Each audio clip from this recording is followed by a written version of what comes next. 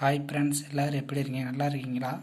இன்றைக்கி எதை பற்றி பார்க்க போகிறோம்னா ஸ்போக்கன் இங்கிலீஷை பற்றி தான் பார்க்க போகிறோம். ஆவணம்னா என்ன? ஆவணம்னா இங்கிலீஷ்னால் டாக்குமெண்ட்னு சொல்லுவாங்க. ஆவணம்னா இங்கிலீஷில் டாக்குமெண்ட்னு சொல்லுவாங்க. ஆதாரம்னா எவிடன்ஸ்ன்னு சொல்லுவாங்க. ஆதாரம்னா எவிடன்ஸ். பிரச்சனைனா ப்ராப்ளம். பிரச்சனைனா ப்ராப்ளம்னு சொல்லுவாங்க. தீர்வுனா சொல்யூஷன் சொல்லுவாங்க. தீர்வுனா என்னது? சொல்யூஷன். திட்டம்னா பிளானு.